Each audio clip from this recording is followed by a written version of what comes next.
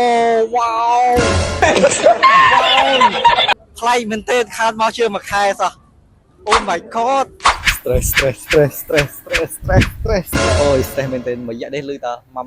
មីអូខេខ្ញុំខាតទៅបបជឿយូរហើយឥឡូវខ្ញុំនៅតែលេងបបជឿបំបត្តិ stress ម្ដងមកអើយបាទមានអារម្មណ៍ថាបាត់ stress មែនទេដោយសារតែ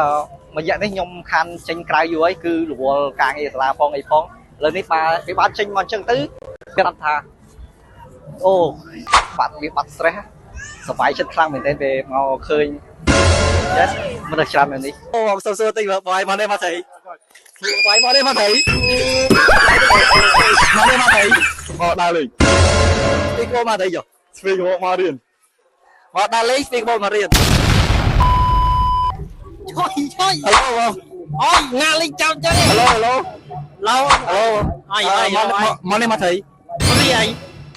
យកមកថៃយកវងតែឯងផែដាក់ទឹកគាត់អូចឹងនេះមកវល់ខ្លួនមកជុំមើលវល់ខ្លួនមកជុំoutfit នេះប្រហែលណាដែរតម្លៃ outfit នោះ10 រៀលមួយសេតម៉ូតូខ្លួន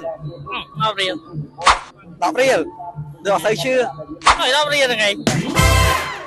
10 រៀលបាទអ្នកគ្នាគិតថាប្រហែលដែរ outfit របស់គាត់10 រៀលអូខេ10 រៀលអូ wow ថ្លៃមែនទេខាតមកជឿមួយខែសោះ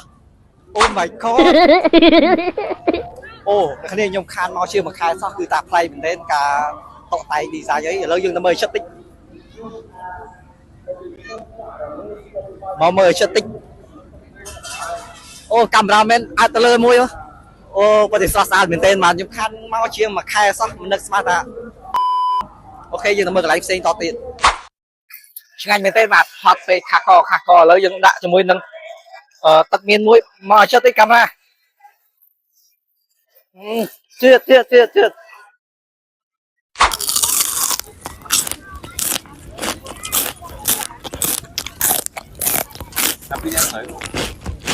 A few moments later